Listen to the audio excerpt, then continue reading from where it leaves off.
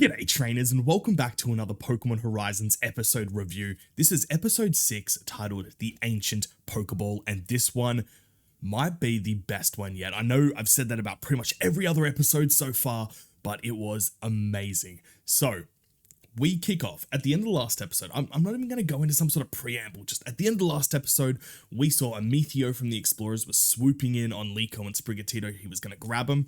Maybe not Sprigatito, but he was going for Liko and the pendant. And then the episode ended. And we kick up right in that exact same spot. So we're coming in. Liko is just about to get swooped up by Corviknight and Amethio. And then boom, the barrier is back. So the green barrier that comes out of the pendant, the only difference that, well, actually there were two key differences. The first one, we didn't get that baby Terrapagos Pokemon. He didn't come back this time, which is weird.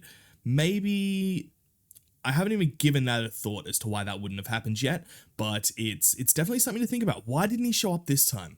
But we did also notice that just like in the previous couple of episodes, whenever the pendant had started to glow, the ancient Pokeball that Roy has as well was glowing too. And that happens again, only this time it looks like the ancient Pokeball is activating. It starts to glow, it starts to shake a little bit. As the barrier fades though, Freed leaps into action to go and try to save Liko and Sprigatito. However, Konia and Zia, the two other members of the Explorers, have got in his way. They're both on Skarmory and they try to blow Charizard off track. And for a moment they succeed, which is probably lucky for them, because obviously Charizard's going to have that type advantage, Skarmory being Steel, Charizard having that flying typing, so it wasn't gonna break their way well if that turned into a battle. But apart from that, well, Freed is occupied. Amethio decides to take even more advantage of this. For some reason, he doesn't swoop in again. I'm assuming it's just he doesn't want to risk the barrier activating again. But he recalls Corviknight, and of course, he brings out our boy Soul Blades. Just the Japanese name for Ceruledge, which is so much cooler than Ceruledge. Soul Blades. He's not Italian. Soul Blade. It doesn't even sound Italian. He's super cool. So he brings it out, and look, Sprigatito and Roy are cool. They're not contending with Soul Blades, with Ceruledge at all, but they try. They're not going to run away. They're not, man. They are sticking their ground, and Sprigatito launches a Leafage. Hogator, or Fuecoco, launches its Ember, and it does nothing. Nothing at all. We know it wasn't going to do anything. Ceruledge easily blocks them and blows them both away. Do you think that's going to stop them, though? No. They come back harder than ever, and they then come in from two opposing sides. They split up a little, come around. Fuecoco, Sprigatito launch their attacks. Ceruledge just launches a Psycho Cut, destroys both attacks, and lands direct hits on our protagonist partner Pokemon. So after Sprigatito and Fuecoco both cop hits from Ceruledge, something happens and we find out what their abilities are. Now, obviously Sprigatito especially could have had a really cool ability. Its hidden ability is Protean, which anyone who's done anything with VGC knows just used to be so broken. It was so cracked. The Ash Greninja Protean was just, I'm glad I wasn't a part of VGC back then. Really am. But we see them now that they're both down in low health. They both get a little bit of a power up. So it's clear Sprigatito's got Overgrow, which is an ability that when a Pokemon gets down to, I believe it's 1/3 of its max HP, its typing, so for Overgrow it'll be Grass. Grass attacks get increased by 50% attack. And then for Fuecoco, it's got the same thing, but it's got Blaze as its ability. Very common for almost all starter trio Pokemon. And it gets the same thing. It's the same, but for fire attacks. And they want to come in again. This time, though, they approach it a little bit differently.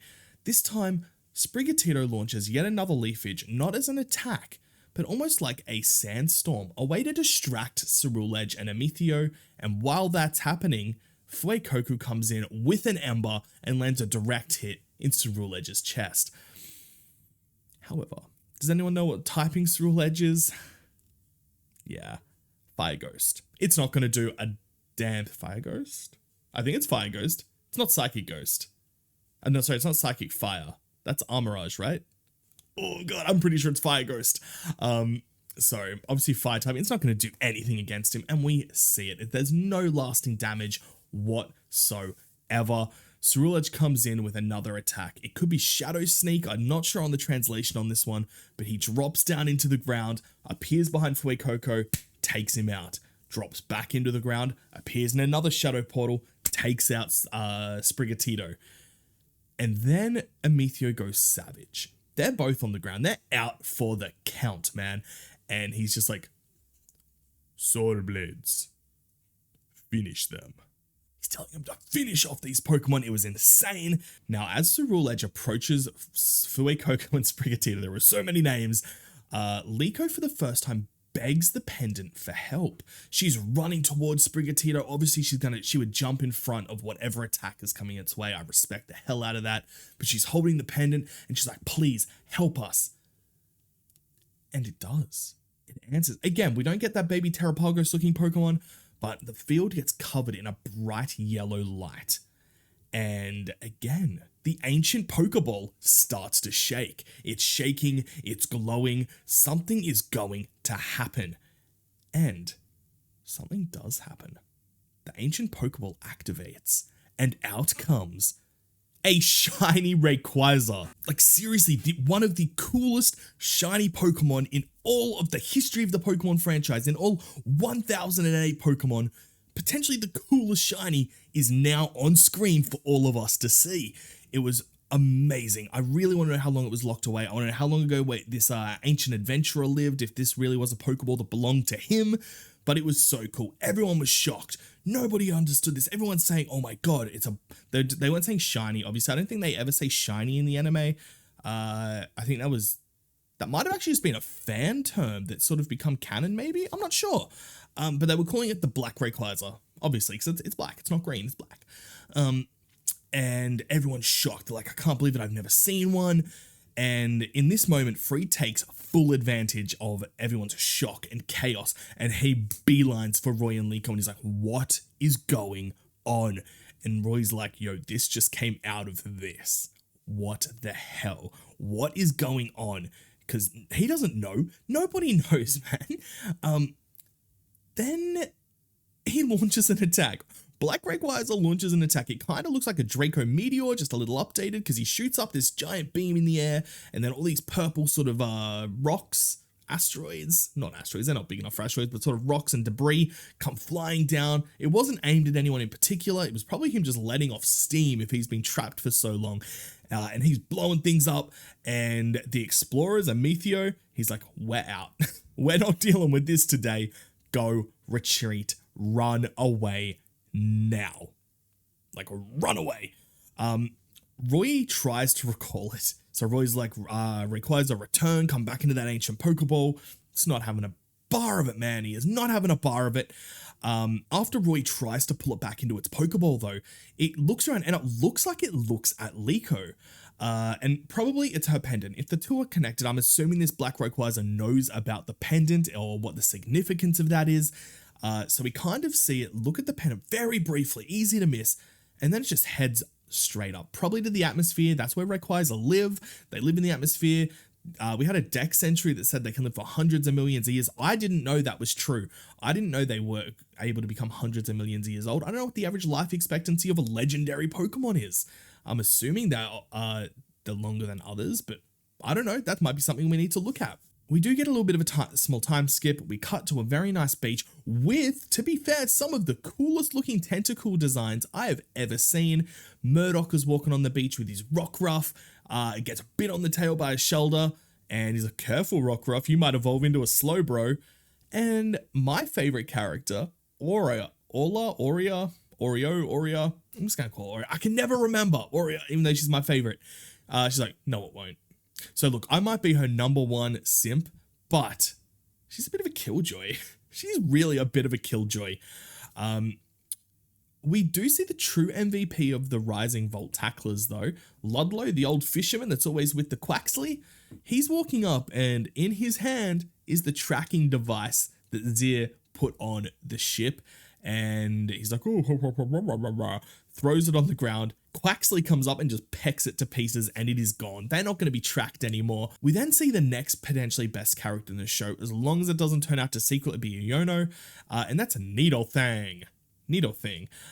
Doing a quick rundown on legendary Pokemon. It's clear though, Roy and Liko have searched this. It's on Liko's Rotom phone or Rotom tablet.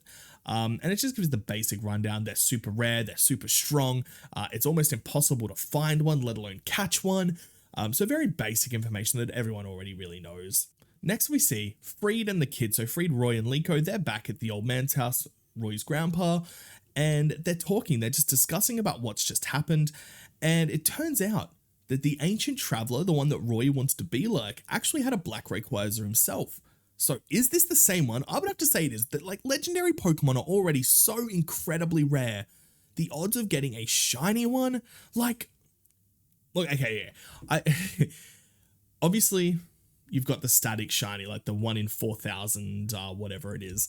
But if you then took that into the account on the likelihood of running into a wild legendary Pokemon, not just soft resetting in front of it, those odds are astronomical. So it has to be the same one. There's no way there are 2 shiny Rayquaza roaming around on the one Earth. There's just no way it could happen.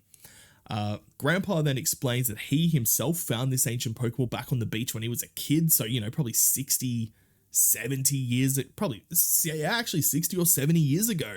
And all this time, they've just assumed it was empty. They had no idea there was a Pokemon in there. So it was a huge, huge surprise. Liko's like, hold on. These are clearly connected. She saw her pendant was activating with the ancient Pokeball. She knows something's up. So she asks about it. Grandpa thinks about it for a second. He's like, hey, you know what? I don't know. He doesn't know. He didn't know anything, which was really, really upsetting. We then get the second best bit of information that we've had in this entire episode. And Freed goes, how intriguing. This gets my Pokemon professor blood pumping. Did Freed just confirm he is a Pokemon professor?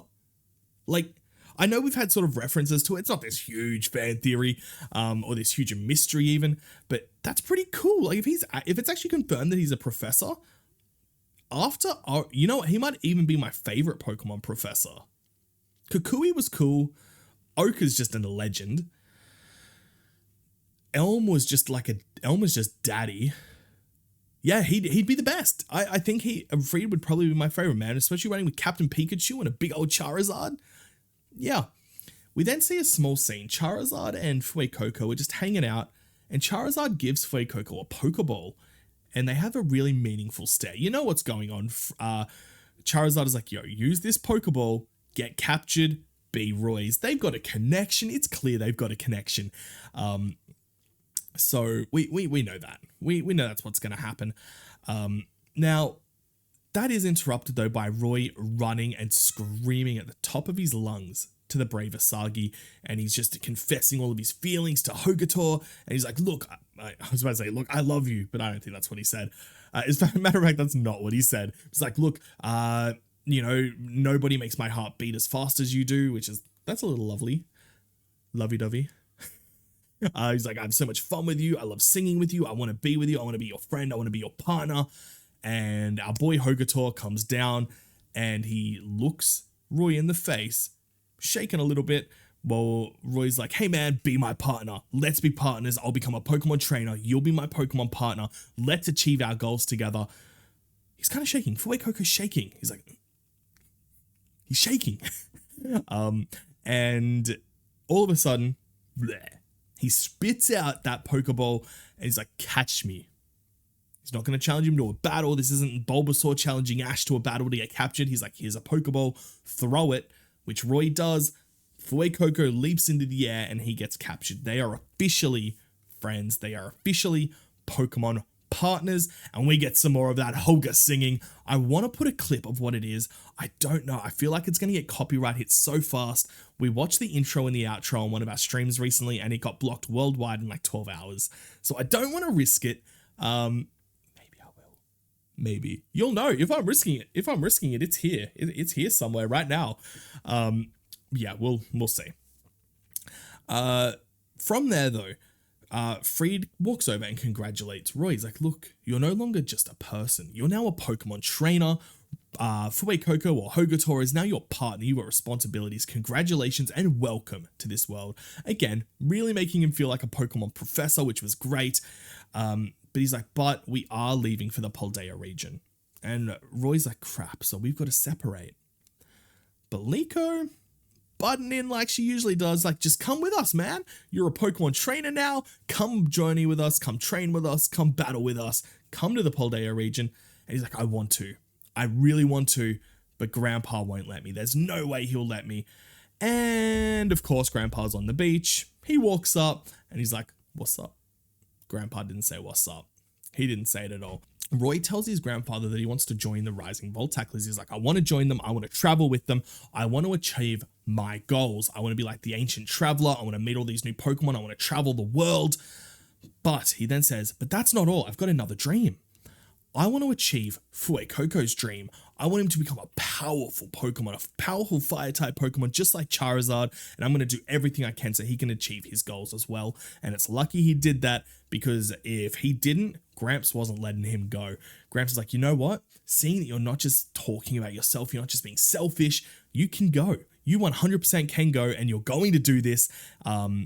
He even had a bag packed. He's like, I knew you've always wanted to do this, but now you are a Pokemon trainer. Here's a bag with everything you need.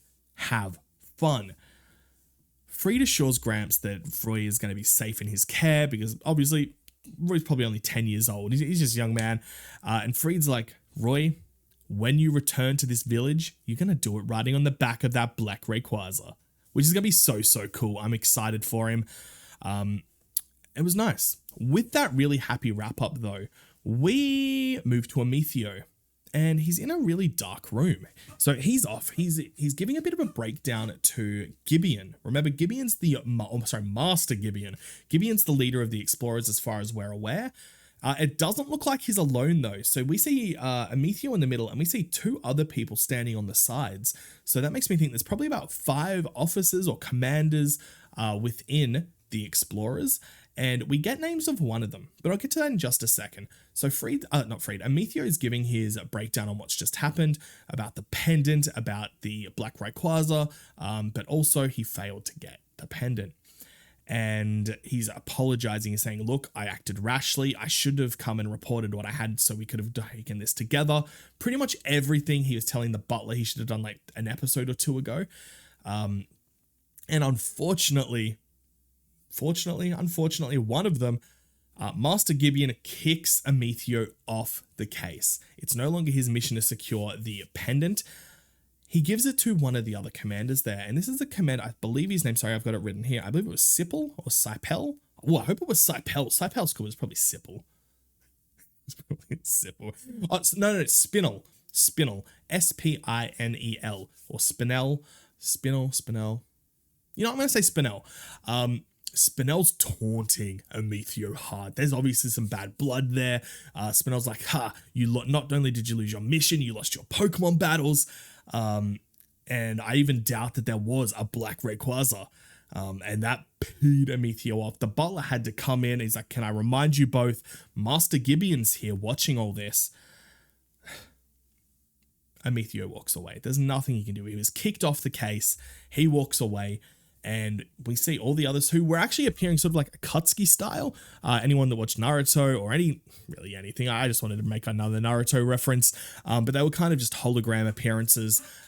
They all disappeared. They're obviously in different parts of Kanto, maybe even different parts of the world.